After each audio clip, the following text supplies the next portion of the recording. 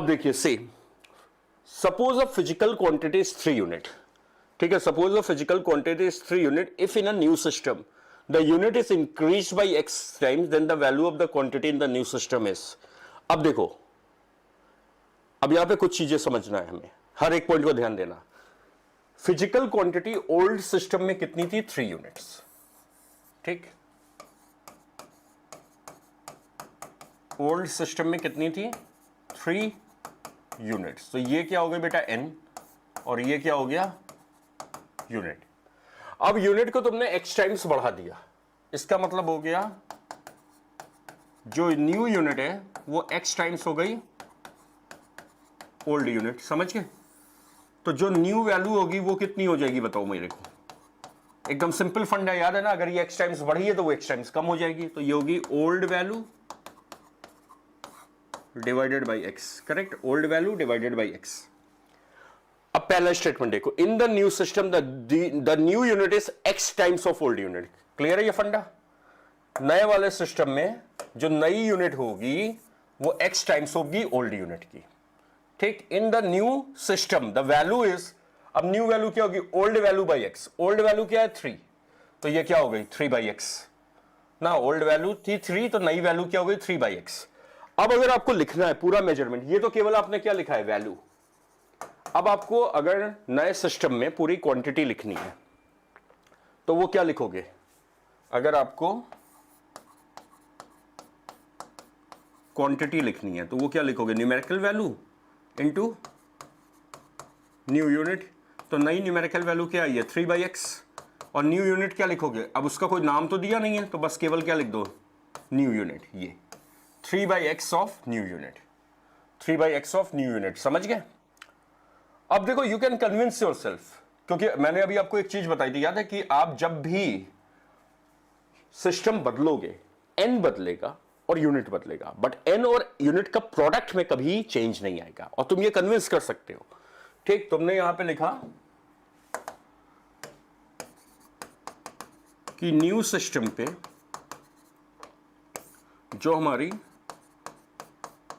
Quantity है वो क्या है? 3 बाई एक्स ऑफ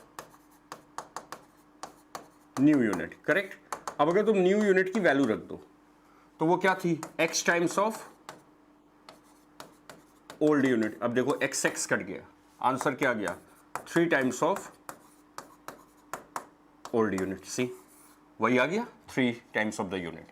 तो देखो n और यूनिट का प्रोडक्ट सेम आ रहा है, n और यूनिट का प्रोडक्ट सेम आ रहा है कि नहीं? करेक्ट है। एक और एग्जांपल दिखा रहा हूं, ध्यान से समझना। जैसे मान लो तुम्हारी लेंथ है, SI सिस्टम ले रहे हैं,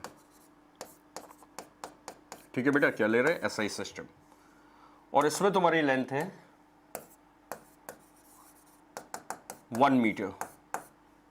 अब मैं एक नया सिस्टम ले रहा हूं, ये CGS नहीं है, ध्यान रखना, ये नया सिस्टम है। और यहां मैं कह दूं यूनिट ऑफ लेंथ इस x मीटर।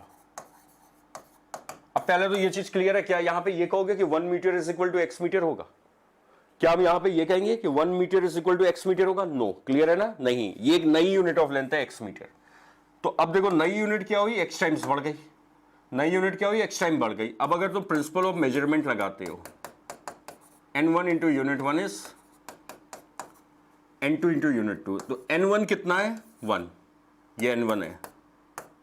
यूनिट 1 कितना है? मीटर। n2 क्या है? हमें नहीं पता। यूनिट 2 क्या है? New unit. अब न्यू यूनिट कितना है? x मीटर ना। न्यू यूनिट कितना है? x metre. तो 1 into metre is x metre. अब देखो, मीटर मीटर कट गया, तो आपकी n2 की वैल्यू क्या आ गई? 1 बाई एक्स। ये देखिए, अब यहां मैंने तुम्हें पूरी इक्वेशन करके दिखाई है, देख रहे हो? तुम इसको मेंटली भी कर सकते थे, तुम इसको मेंटली भी कर सकते थे कि नहीं? कि तुम कहोगे सर अगर यूनिट x टाइम्स बढ़ गई, पहले मीटर थी अब x मीटर हो गई, तो यूनिट अगर x से मल्टीप्लाई हो गई तो वैल्यू 1 बाई एक्स से मल्टीप्लाई होगी, उसके इनवर्स से। यही तो है प्रिंसिपल ऑफ मेजरमेंट। यूनिट अगर x से बढ़ गई तो वैल्यू x से कम हो जाएगी। तो यूनिट अगर x से मल्टीप्लाई हुई है तो वैल्यू x आ रही है, वही चीज आ रही है ना? वैल्यू कितनी हो गई? 1 बाई एक्स। तो याद रखना, जब यहां वैल्यू पूछी जाएगी प्रॉब्लम में कि what will be the value of length in the new system, what will be the value of length in the new system. तो कई बार स्टूडेंट गलती ये कर देते हैं, वो सोचते हैं कि लेंथ x मीटर हो गई है तो 1 मीटर x हो जाएगा। नो, यूनिट x टाइम हुई है, यूनिट x टाइम हुई है, वैल्यू 1/x हो जाएगी। ठीक, अब देखो अगर तुम इसको नए सिस्टम में लेंथ लिखोगे तो नए सिस्टम में लेंथ क्या होगी, तो पहले तो याद रखना जो लेंथ होगी पहले 1 मीटर थी, अभी भी लेंथ 1 ही मीटर होगी। कई बार ये स्टूडेंट गलती कर देते हैं, वो सोचते हैं अब लेंथ x मीटर हो जाएगी। ये भी गलती क्यों करते हैं, वही सेम मिसकंसेप्शन से। अगर आप ये सोचोगे कि 1 मीटर अब x मीटर हो गया तो तुम्हें लगेगा 1 मीटर की लेंथ अब x मीटर की लेंथ होगी। नो बेटा, 1 मीटर तो 1 मीटर ही रहेगा, कहीं भी चले जाओ। अगर 1 मीटर की रॉड है तो वो 1 मीटर ही रहेगी। अगर मीटर में मेजर करोगे तो 1 मीटर ही रहेगी ना। तो अगर लेंथ अब पूछी जाए तो एक तो लिख सकते हो 1 मीटर। अब अगर नई यूनिट में लिखना है, किस में लिखना है, से न्यू यूनिट में, तो वैल्यू क्या हो गई 1/x, ये n हो गया, और इनटू न्यू यूनिट ये लिख सकते हैं हम। देखो अगर मीटर लिख रहे हो तब तो 1 ही लिखोगे, बी केयरफुल। अगर यूनिट तुमने क्या लिखा है मीटर, तब 1/x नहीं लिखेंगे, क्योंकि ये तो कौन सी यूनिट थी, ओल्ड यूनिट। तो यहां n की वैल्यू 1 ही थी, ये नहीं बदलेंगे ना। तो ये गलती मत करना कि 1/x मीटर लिख दो या x मीटर लिख दो। नो, पहले लेंथ 1 मीटर थी, अभी भी लेंथ 1 मीटर ही रहेगी, मीटर में नहीं बदलेगी। हाँ, नई यूनिट में लिखोगे तो यहां दोनों चीजें बदल गई ना, ये 1/x हो गया और यूनिट बदल गई, नई यूनिट। अब तुम देखो, मैंने अभी आपको एक रूल बताया था कि आप अपने को कन्विंस कर सकते हो कि ये 1 मीटर ही आएगा।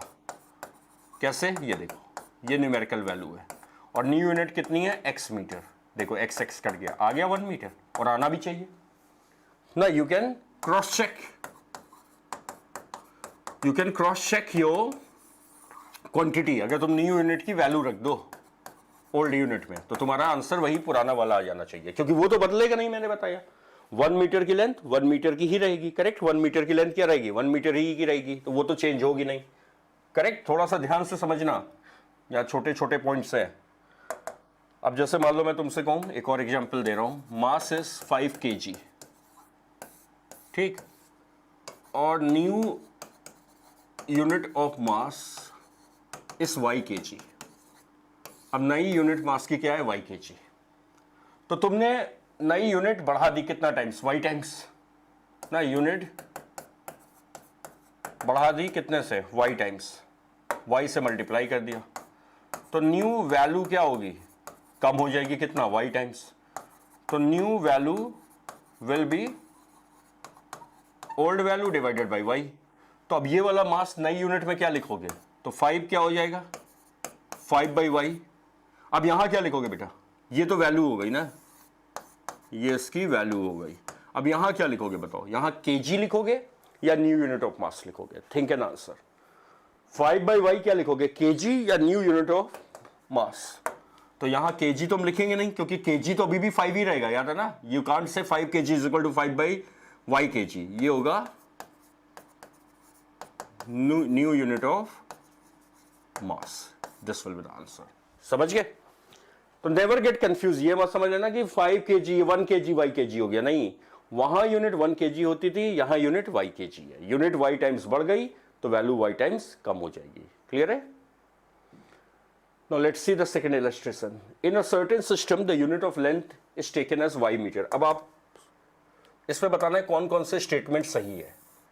एक नया सिस्टम लिया गया जिसमें लेंथ की यूनिट को y मीटर ले लिया गया, ठीक है। एक नया सिस्टम लिया गया जिसमें लेंथ की यूनिट को y मीटर ले लिया गया। अब यहां वीडियो को पॉज कर दो, स्टिल कर दो, और आप ऑप्शन टिक कर लो, और फिर आप रिज्यूम करना वीडियो, ठीक है। चलिए अब मैं यहां पे आंसर लिखता हूं। तो नए सिस्टम में समझना, नए सिस्टम में लेंथ की यूनिट y मीटर ले ली गई, यानी जो न्यू यूनिट है वो क्या है, y times of old unit. तो जो न्यू वैल्यू होगी, न्यू वैल्यू, केवल वैल्यू, वो क्या हो जाएगी 1/y times of old value, correct. अब अगर लेंथ आपको लिखना है नए सिस्टम में 1 मीटर की, तो एक तो तुम ऐसे भी लिख सकते हो 1 मीटर। 1 मीटर तो हमेशा 1 मीटर ही रहेगा, इसमें एकदम कंफ्यूज मत होना। 1 मीटर कभी मीटर में 1 मीटर ही रहेगा, ये बस सोच लेना ये y मीटर हो जाएगा। 1 मीटर विल बी 1 मीटर। अब इसको अगर तुमको नए सिस्टम में लिखना है तो आप क्या लिखोगे, new value multiplied by new unit. तो न्यू वैल्यू कितनी आ गई 1/y multiplied by new unit. ये चलिए अब एक एक ऑप्शन देखते हैं। The value of length of 1 metre in this new system can be written as y metre. बोलो सही है ये? The value of length of 1 metre in the new system can be written as y metre. No, incorrect. और ये मैं देखता हूं अक्सर ये वाला ऑप्शन स्टूडेंट गलती करते हैं। क्यों? अगेन द सेम जो भी थोड़ी देर पहले आपको बहुत कायदे से मैंने क्लियरली समझाया था। ये गलती तब होती है जब आप ये गलती से सोच लेते हो कि 1 मीटर y मीटर बन गया। 1 मीटर बेटा कभी y मीटर नहीं बनेगा, 1 मीटर ही रहेगा। तो ये गलत है। 1 metre will still be 1 metre in this new system. 1 metre is equal to y metre. बोलो ये सही है? व्हाट यू थिंक, क्या ये ऑप्शन सही होगा? नो, कभी नहीं सही हो सकता, क्योंकि LHS और RHS सेम होना चाहिए। तो 1 मीटर y मीटर कैसे हो जाएगा? In the new system the value of length of y metre is y। अब कह रहा है इन द न्यू सिस्टम, याद रखो यहां वैल्यू पूछ रहा है। Value of length of 1 metre is y। सही है? तो यहां तुमने देखा वैल्यू क्या आई है, new value is 1/y of old value. तो ये गलत है। In the new system the value of length of 1 metre is 1/y। ये सही है? Yes. In the system the length of 1 metre is 1/y new unit of length. तो अगर पूरे लेंथ को लिखना है न्यू सिस्टम, यहां पे न्यू होगा। In the new system the length of 1 metre is 1/y new unit of length. बोलो बेटा ये सही होगा कि नहीं? What you think, will this be the correct option? Yes, ये करेक्ट होगा, क्योंकि नए में न्यूमेरिकल वैल्यू क्या आ रही है 1/y और यूनिट क्या है न्यू यूनिट ऑफ लेंथ। वो मीटर नहीं है, again I am reminding you, वो मीटर नहीं है, कोई और यूनिट हो सकती है, कुछ नाम हो सकता है, नहीं हो सकता। यहां नाम नहीं दिया है तो हमने केवल उसे न्यू यूनिट ऑफ लेंथ लिख दिया। तो correct options are what? D and E. Correct. Now let's see illustration 3. If the unit of length is x meter, then an area of 1 meter square will become. अब देखो यहां पे क्या कह रहा है कि जो तुम्हारी लेंथ की यूनिट है वो क्या ले ली गई है? x metre. समझ गए? तो इसका मतलब है, मान लो हम SI सिस्टम की बात करें, ठीक है, हम SI सिस्टम की बात करें तो वहां पे लेंथ की यूनिट वी नो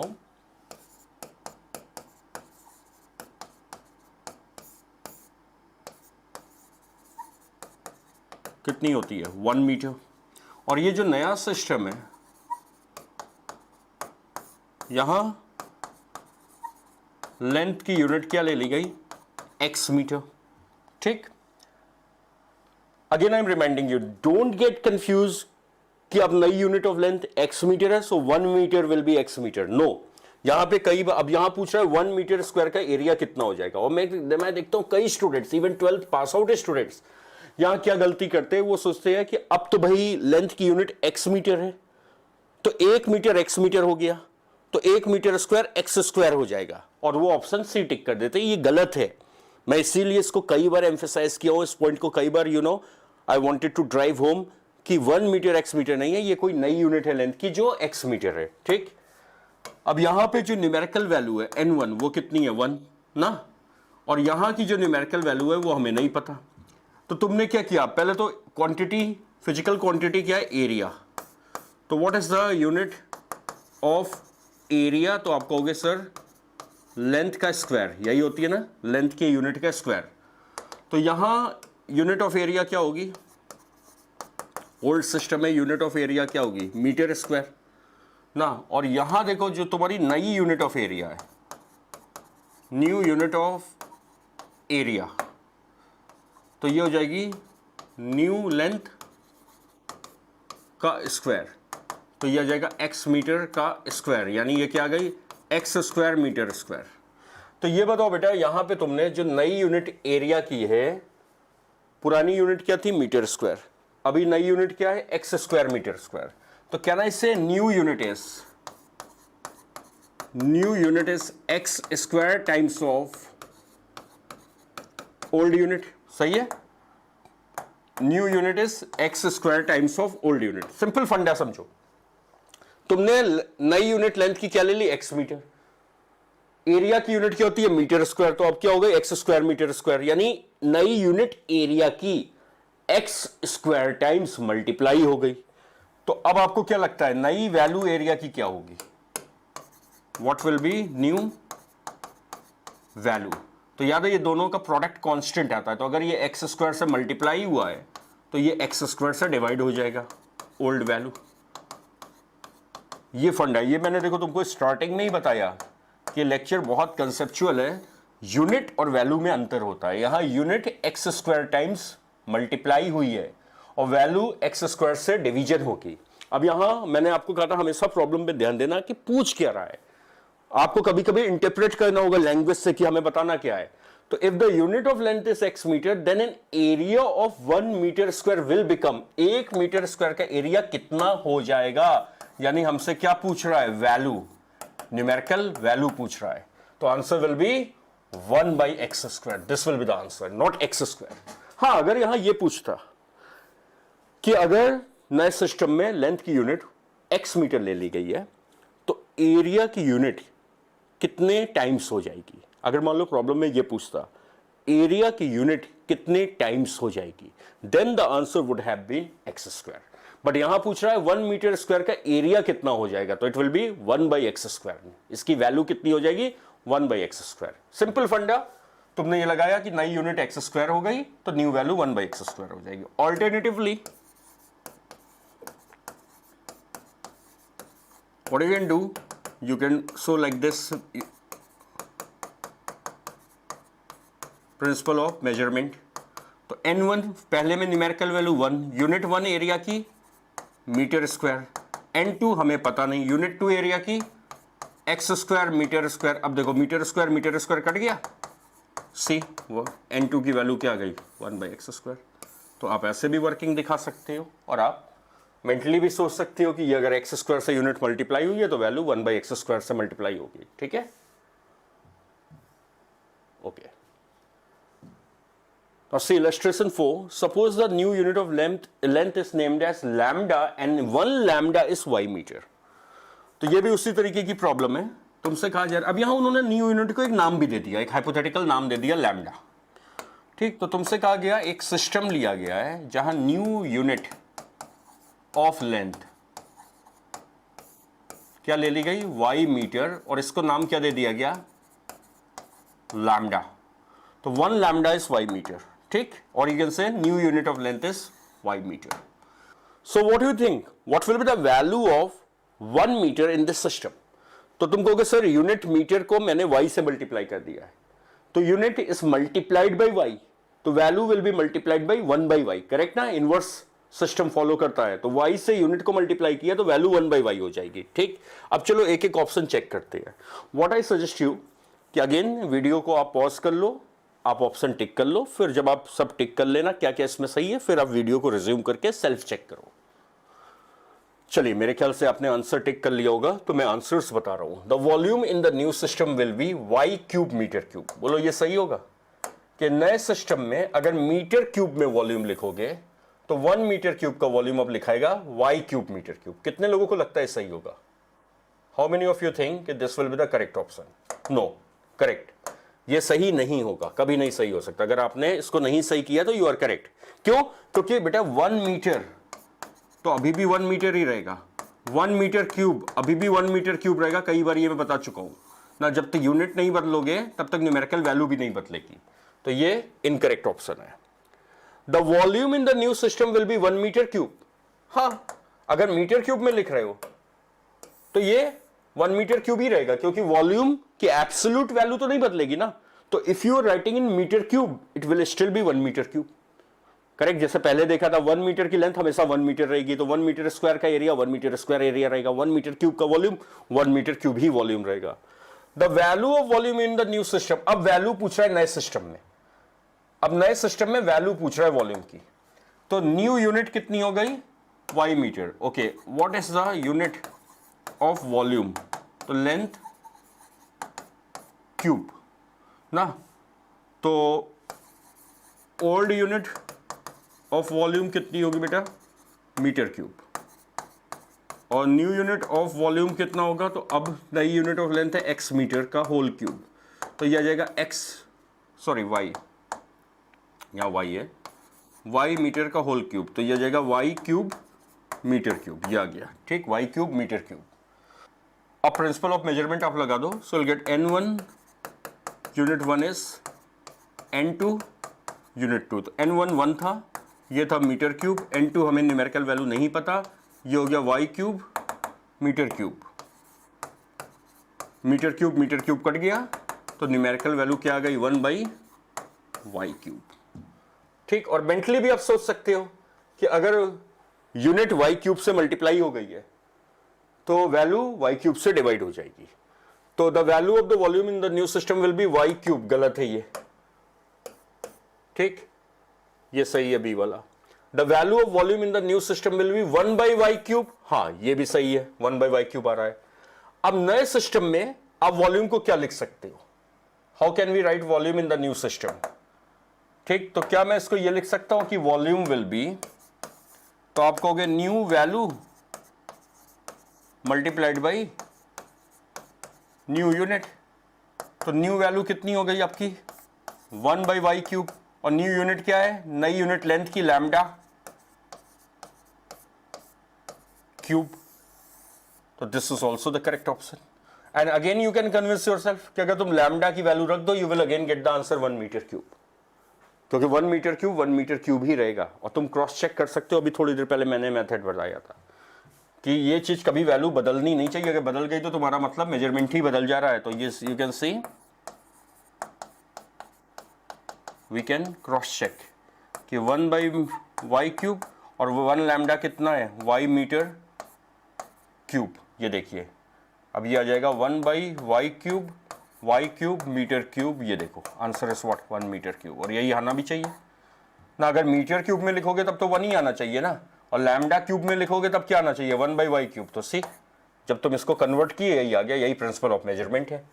ठीक, तो what are the correct option, B D and E, B D and E correct. चलिए, तो this was your lecture 1 of this segment. The segment consists of value and units, the effect on values and the units and conversion of units and values from one system to another system. ठीक है, अब देखो यहां पे ये lecture जो था इसमें कई कंसेप्चुअल पॉइंट्स थे। आपने ये लेक्चर देखा, चीजों को एब्जॉर्ब किया। अब आपको सी एब्जॉर्प्शन तभी बेस्ट वर्क करता है जब उसके साथ रिलेटेड उसी टाइप की प्रॉब्लम्स की प्रैक्टिस हो, उसी टाइप की, यानी थोड़ी सी वैसी प्रॉब्लम जो वैसे इनोवेटिव थिंकिंग और out of the box application को कॉल करे। तो for that thing in the description we have given the link of our app.